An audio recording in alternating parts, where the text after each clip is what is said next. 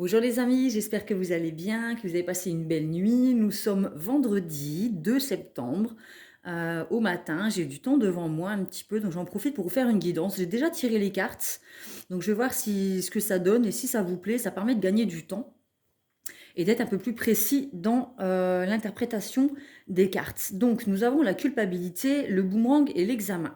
J'ai l'impression qu'on est dans une espèce de sentiment de culpabilité quand on réussit quelque chose. D'accord? On a l'impression qu'on se sent coupable de réussir et qu'on a aussi cette façon de penser de bah, de toute façon quand ça va trop bien pour moi il finit par m'arriver je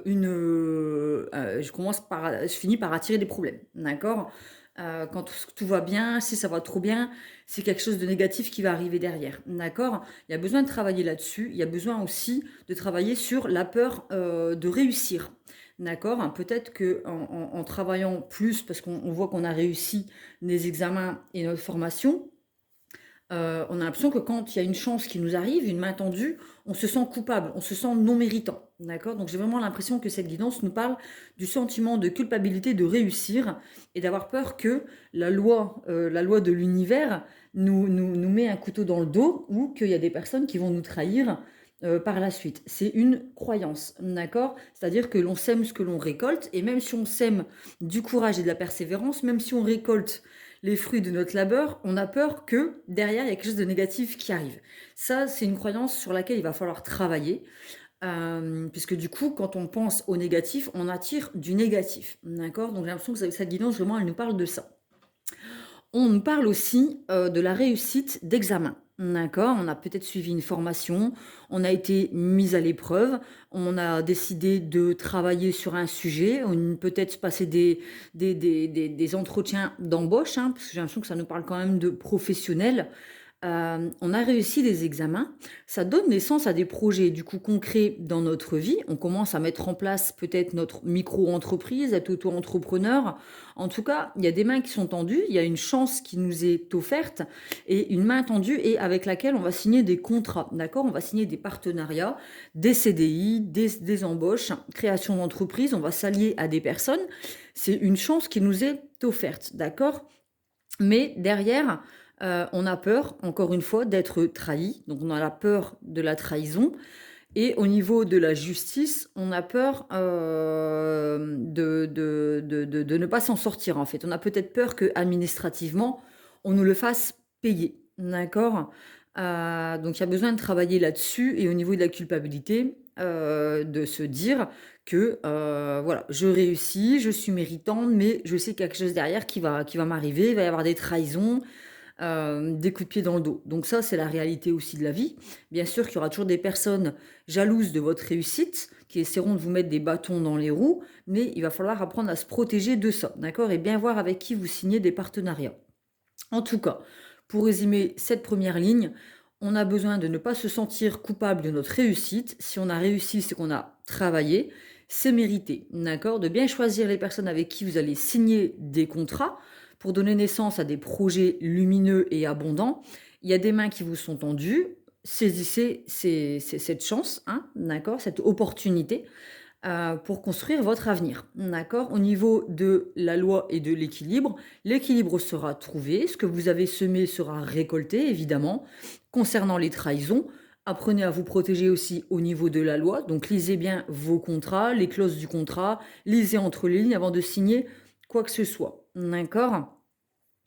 Ensuite, nous avons l'impatience, tout donner trop vite et la frustration. Donc effectivement, ne signez pas trop vite vos contrats, lisez bien entre les lignes. Peut-être que on a réussi notre examen et on va s'empresser de vouloir avancer plus vite, mais là on vous demande de travailler aussi sur votre patience, d'accord? Il y a besoin de lâcher prise sur ce qui ne nous sert plus, d'accord? Donc tout ce qui est peut-être des énergies de trahison, des personnes qui vous ont trahi par le passé, il y a besoin de s'éloigner et de lâcher prise sur certaines peurs, dont la culpabilité, d'accord? Tout ce qui ne vous permet pas d'avancer, donc les peurs, les ressentiments, la rancœur, il y a besoin de s'en éloigner, ou alors ça peut être aussi d'un ancien emploi ou de personnes qui vous mettent des bâtons dans les roues, justement avec la carte de la trahison, les énergies tierces. Il y a besoin de s'éloigner de tout ce qui vous empêche d'avancer, d'accord? Il y a un changement, on a encore la carte de la chance en dessous de la carte de la chance, donc la roue. C'est un coup de chance, un tournant et un nouveau cycle dans votre vie. Donc c'est un nouveau départ, d'accord? On a la naissance de quelque chose de nouveau.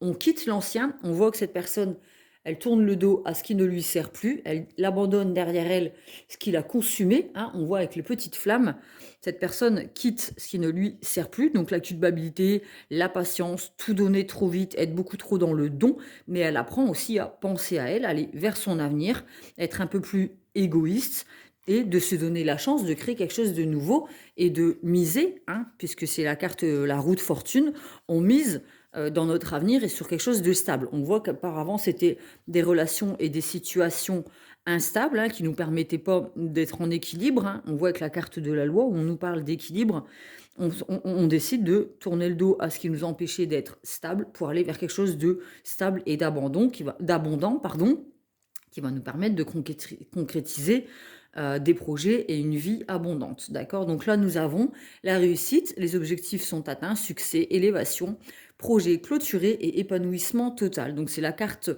21, c'est le monde, hein, l'arcane 21, c'est l'alignement, on est aligné, on est sorti des schémas du passé où le serpent se mordait la queue, hein, des anciens schémas où on tournait en rond, c'était des cycles qui nous empêchaient d'être stables. On sort de tout ça, on s'aligne et on avance, d'accord? Donc là, on quitte un ancien cycle pour en rentrer dans un nouveau, mais en saisissant sa chance, hein, d'accord? Ensuite, nous avons l'arbre de la lune, hein, que j'ai tiré avec l'oracle de l'amour universel. Je vais vous lire la carte, d'accord? Une ancienne idée ressurgit subitement. Cela signifie que les conditions sont maintenant réunies pour qu'elle se concrétise, car la lune est en osmose avec votre étoile céleste. Alimentez votre idée. Avec une énergie d'amour positive, vous obtiendrez les meilleurs résultats. La mystérieuse image de cette carte représente un chêne majestueux enraciné dans un sol fertile. Il a connu une forte croissance, les branches montent vers le ciel, nourries par la lumière d'une lune spirituelle. Donc là, on nous parle quand même d'une situation qui se concrétise, où on est enraciné, on est ancré dans le sol, hein, on est sûr de soi, on a réussi nos examens, donc on sait qu'on a la connaissance, et en même temps, on a les branches qui s'élèvent vers quelque chose de spirituel, quelque chose qui nous permet de grandir, hein, de porter ses fruits et d'être abondant. D'accord? En tout cas, si on a une idée de partenariat pour la création de projets, ça va être abondant, d'accord? Ça va porter ses fruits. Ensuite, nous avons la carte du deuil. Donc là, je vais vous lire la carte. Affirmation positive. Rien ne se perd, tout change seulement de forme. Ma vie se métamorphose et un amour toujours plus grand. La terre et moi ne faisons qu'un. Je suis toujours protégée et guidée par son amour. Dans le monde spirituel, il n'y a ni début ni fin. Donc le deuil, c'est là, on ferme une porte pour en ouvrir une autre. On quitte un endroit pour aller vers un autre endroit. On quitte des relations pour s'ouvrir à d'autres nouvelles relations avec qui on signe des contrats de confiance. D'accord? Donc voilà, c'est pas le deuil de la perte d'une personne, c'est faire le deuil du passé, des anciens schémas du passé, des sentiments de trahison, de ce sentiment de culpabilité, de ne se sentir pas méritant de la chance qui nous est offerte alors qu'on a travaillé dur, d'accord? Vraiment, on peut juste être fier de nous et nous remercier pour les efforts que nous avons su mettre en place pour atteindre nos objectifs qui seront abondants et concluants, d'accord? Je vais tirer des cartes en direct, par contre, de l'oracle pour communiquer avec les défunts, parce que là, je ne me voyais pas tirer les cartes hors guidance, d'accord? On garde quand même cette spontanéité. On récolte ce qu'on a semé, donc si on a semé du courage, de l'ambition, de la réussite et de la positivité, c'est ce que l'on va récolter. D'accord? Ne commencez pas à penser à il m'arrive quelque chose de bien, obligé, il y a un truc négatif qui va arriver derrière. Ça, c'est de fausses croyances négatives qui vous empêchent d'attirer le positif. Donc là, nous avons période d'apprentissage. Donc, on a encore cette histoire d'examen, hein. Donc, ça confirme. Je suis présentement dans une période d'apprentissage. Si je t'envoie moins de signes ou si tu ressens moins ma présence, c'est que j'apprends de nouvelles choses dans l'au-delà. Pour parfaire ma connaissance spirituelle, je ne vous oublie pas. On nous parle encore de période d'apprentissage, donc ça peut être vous comme la personne qui est partie. J'ai le prénom Céline. Ensuite, nous avons allume une bougie. Le feu est une énergie puissante. Quand tu allumes une bougie, cela m'attire vers toi, vers tes pensées. La flamme maintient les prières que tu m'adresses et cela me fait beaucoup de bien. Merci d'être là pour moi. Le fait d'allumer une bougie, ça fait du bien à son petit cœur, hein, et puis aussi ça permet de rentrer en contact avec les défunts et de leur apporter de l'amour. D'accord?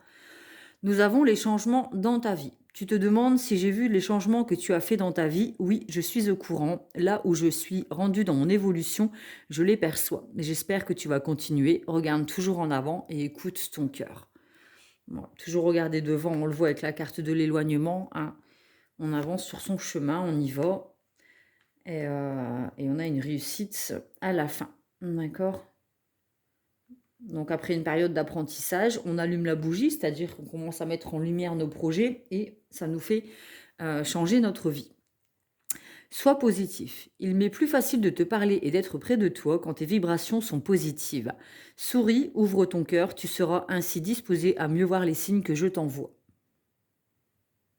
Bon, on vous parle encore d'énergie positive, hein, effectivement, quand on y croit et qu'on y met toute sa force, son courage, son ambition et ses espoirs, automatiquement, on attire à soi quelque chose de positif. D'accord? C'est ce que je vous disais. Sois positif.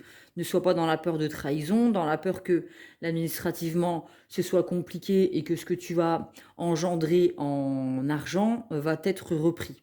D'accord? Et aussi au niveau de la culpabilité, ne vous sentez pas coupable de votre réussite. Et ensuite, nous avons se faire plaisir. La vie terrestre est tellement courte, pourquoi n'en profites-tu pas davantage? Quand tu ris, cela me fait du bien, cela me rend heureux. Si la nourriture, le matériel et l'intimité te font du bien, allez, vas-y, profites-en. Donc effectivement, après avoir effectué traversé toutes ces épreuves, passer des examens, faire des formations, mettre en place vos projets, ça vous a pris beaucoup d'énergie. Donc on vous dit aussi qu'il y a un moment où il faut aussi savoir faire une pause, se faire plaisir et profiter de la vie. D'accord? C'est important. Voilà, voilà. Donc j'avais les prénoms Cécile et Céline. J'ai Charles, Pierre, Jacques. J'ai Thibaut. Et voilà. Ce sont les prénoms que j'ai. Alors même si vous ne correspondent pas, n'hésitez pas à prendre ce message pour vous, si vous apporte des réponses et un éclaircissement sur votre chemin, sur vos projets à venir. Cette guidance est pour vous.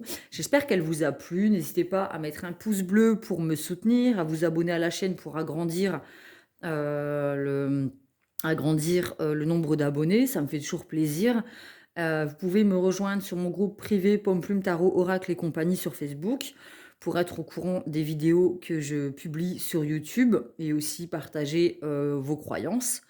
Si vous souhaitez une guidance perso, sous la barre de description, vous avez mon mail, mon Instagram, mon Facebook pour pouvoir rentrer en contact avec moi pour mettre en place une guidance perso.